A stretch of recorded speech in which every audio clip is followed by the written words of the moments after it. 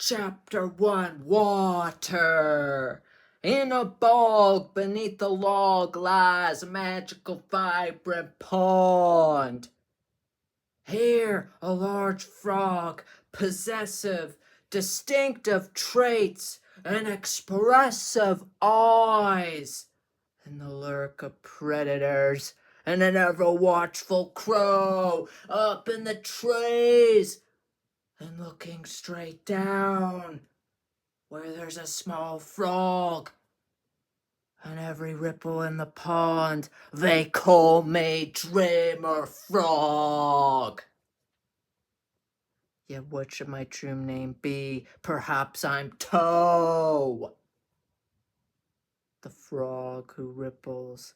Thus, I play with the fish and I consume them. And this is my way of surviving in this bog, as it's so dry and temperate all the time. I stand as a formidable frog, untouched by conflict. And untouched I grasp my stick, and I spear the water to catch another fish. And I throw it and toss it, and prodding in a way I get another fish. To survive out here, you must ponder your existence and cherish every last bit of a fish.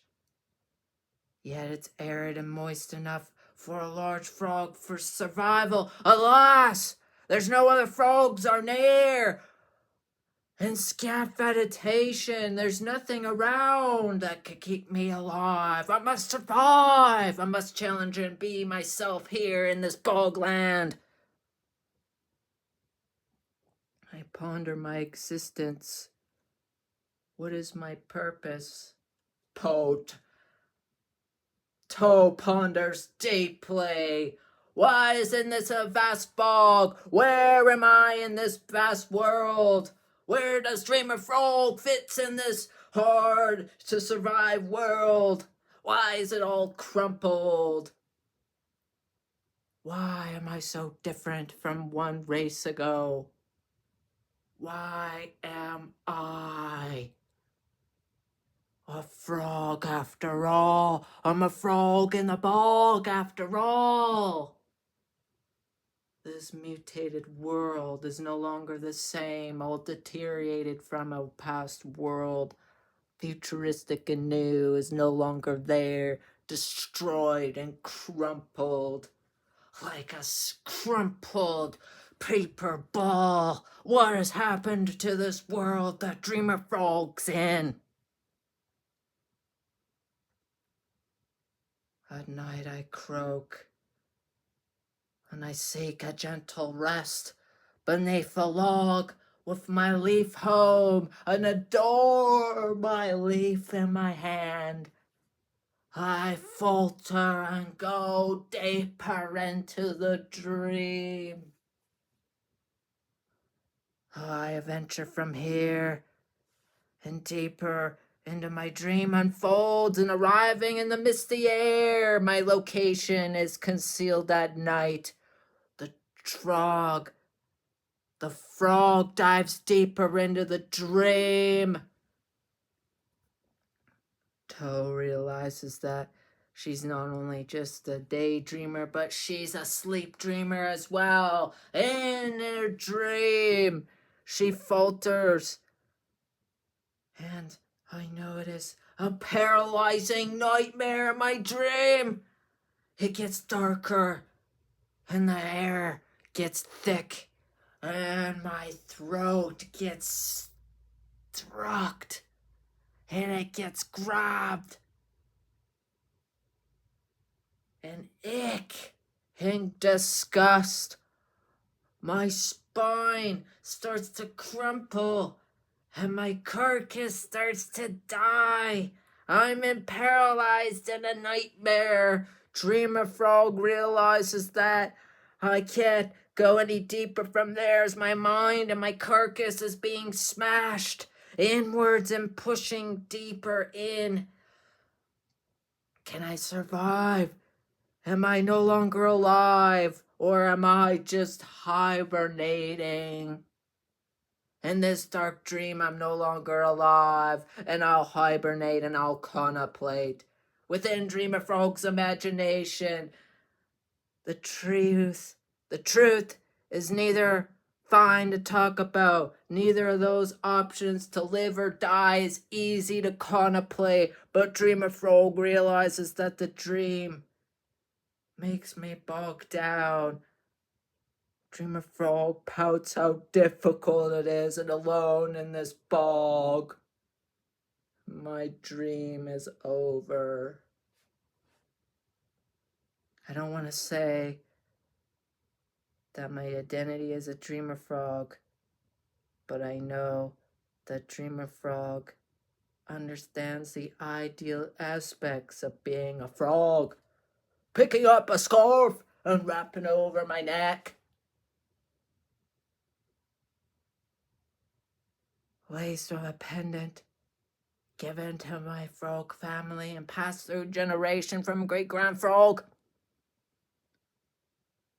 And the forest and my log home, a hollow trunk, an old tree, windows of a hole, and my bed leaf. Dreamer Frog with a sharp full eye, in the tree, in the morning mist air, and the water and the orange spew, and the sunlight as the crow is watching deeply. I cannot take my eyes off that crow, looking straight at Dreamer Frog. My mind, myself, my tangled mind, my spine is breaking. The whole thought of seeing that crow looking at me. Crow food down. My dream is over, and I lay as a carcass. Oh, I know that I'm gonna be dead. I know I'm no longer gonna be alive. And I know I'm gonna eat you. I knew it was over. Chronic hysterics. One day you'll be my meal.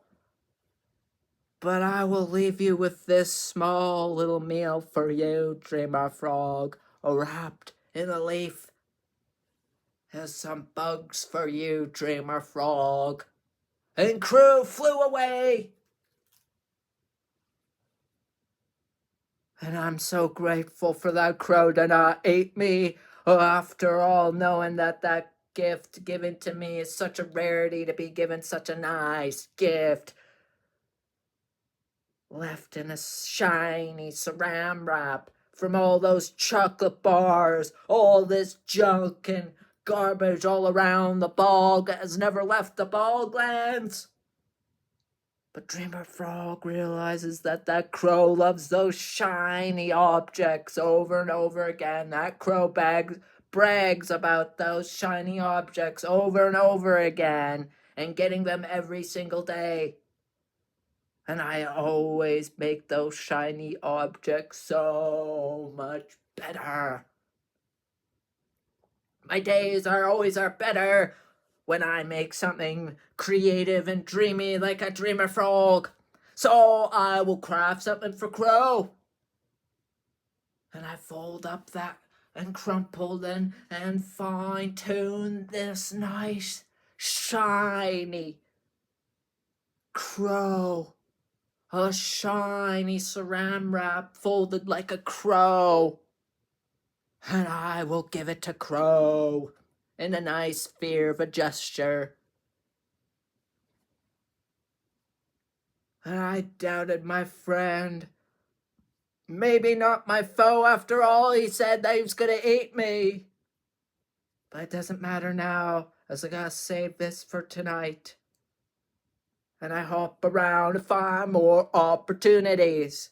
There's caterpillars and worms and bugs here, and dragonflies fly around here, and I stick the weeds, and I stick through and muck through this mob, my boglands. In each and every part that I venture through the boglands, contemplating the same thing. Always been reminded and being watched by that crow. It's a good thing now that since I could have been eaten alive by Crow. Because there's something much larger that's watching me after all. Crow realizes the swift movement and seeing these large tracks in the mud. There's something much larger's watching me. There's been a very little bit amount of rain, and Frog, knowing that this might be the last rain for an even longer time, I must cover the leaves and make a water contraption to hold the water as I need to survive. This might be the last rain. Yes, there's a lizard watching me while I'm trying to collect rain, because might be the very last time I could survive. And Toe realizes those tracks are a lizard. Not only am I might die from starvation, but I might be eaten alive by a large lizard.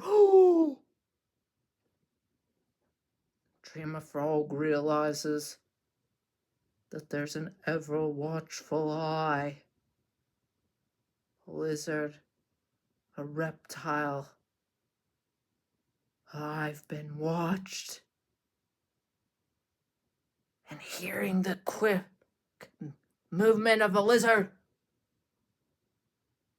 staring right at Dreamer Frog's eyes.